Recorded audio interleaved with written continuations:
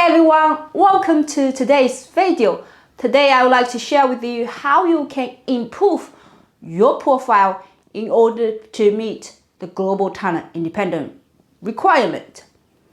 Now, you may understand the global talent independent visa requirement, the criteria has tightened up quite a lot lately. I believe that it's going to be a trend and they will continue to evolve to include more sectors, to include some areas quite innovative and appear to someone else you might consider as tightened up a lot because they no longer attract candidates as with medium level of development in their career. They want someone either senior or they have technological advancement. Now, how a person, if you're just into the industry or you've been in industry 5 years or so, how you can improve your profile in order to meet this requirement. This question is not in deeply not about this requirement, but how you can improve yourself to be more advanced, to be more competitive. When you stay in the market, you know you're very competitive. Now, how can we prove that? Something comes to fundamental. Most recently, I asked quite a lot of successful people and I asked them about what makes you different than other person who seems to spend quite a very similar amount of time in their career, but apparently you're their boss. Why you're their boss? Why you achieve? And then she told me something quite interesting. I asked, is this because someone have technical skill, and is this that? And her answer was no. It is nothing to do with technical skill. It is whether you have something called a time. And that's very interesting. Time. Now, I've often heard quite a lot of people tell me, when I ask them, okay, do you have, have you involved with this kind of forum? Have you actively engaged with what's going on in the industry? No. Have you, self-studied, self-learning? No. After the degree, the learning's finished. They just kind of cope what is required in the work. Busy, that's it. Busyness. They've been always busy trying to do, focus things that it's going to help them cope with the work.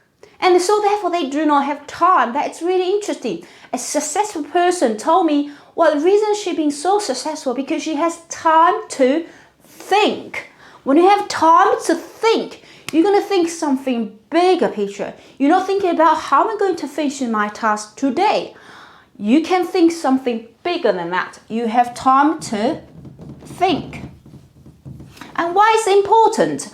And sometimes I think we all guilty of this. I'm actually particularly guilty of that. I can have a checklist, like for myself, to-do list.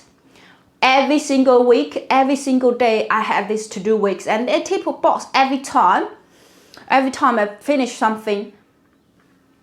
But which keep me on track. But what happens if I just realize I need to do that, and then when I see that to-do list, I just feel like I have obligation to finish that. Some of the inquiries nothing to do with global talent. I'm still answering all of them. So my question to myself is, why is that? Because I never thought things in the iceberg view. What is critical for our business success? The critical for our business success is not we do everything. Instead, we're going to focus something. We're going to specialize something. And then this is by declaration. When we declare we're going to specialize, we're going to execute in action. However, that's the real work, real life is actually in country what I believe in too. I spend quite a lot of time thinking about checklist every day, to-do list every day. And I task my team members this to-do list every day, 1, 2, 3, 1, 2, 3. And I feel like, it's sign of fulfillment. I've done quite a lot to-do list today, 20 items, or I did all. But every time when I look back at my to-do list, I just realize, only 5, most times 5 out of 20 items is crucial to our business success. And people rely on us on that result. If I can't help them, that is supposed to be a way that is systematic to inform people. Not for me to reply, I'm sorry, can't help you. But if that is a way of tracking people and who's going to do initial one, who's going to do, so that's automation. Now, I'm guilty of that, so I have to admit things like this is hard because you've been pushed, an environment being pushed, trying to keep yourself business, very busy. And on the weekend, you don't even have time for kids. And on the weekend, you really focus on something. Okay, I'm going to watch YouTube. I'm going to play a game because I'm stressful. I've done 20 to-do lists to do that today. I've done 100 to-do lists this week. So weekend, it's my time. I'm not going to have to do anything related to self-development, personal development, anything like spiritual development. I'm not going to do any of that. I'm already really busy, right? So this business creates something that's false belief that you are fulfillment. That's a fulfillment that you've done quite significant things in the past week, in the past month, in the past year, because you've done 1, 2, 3. You use this, how many things you did in the past to, measure your kind of achievement. But what happens? You put your head down, like for 10 years. You put your head down 20 years. And you think you to do list, to do this, to do, and some of them, majority of them, I would say more than 50% of that to-do list is not significant to your own personal achievement. And then you awake one day, you just say, what's going on? Like my classmate, they kind of global talent things, meeting requirement, and I'm not.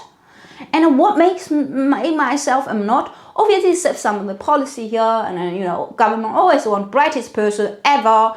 And that is something we can't blame because that is the situation. But something within our reach, our one arm of reach, can we reach that? We realize, we can. We could possibly reach that. It's not far away from us. It's one arm reach.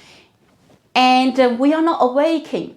So today's video, I really want to say, often I talk to people and then, can you get me this? And then they always reply to me, I'm busy this, I'm busy that. And then even sometimes I inform people like, what? I can help you to get results now. And it can be done within 4 weeks. And they hesitate. They are thinking, talking to a lot of people. They thinking they're gonna go to the mass and talk to whole, families and going to move another country. Like this is dramatic. For me, it's not dramatic. Getting visa is not dramatic things. Get first. And you think about that something later. Because you're gonna get tickets.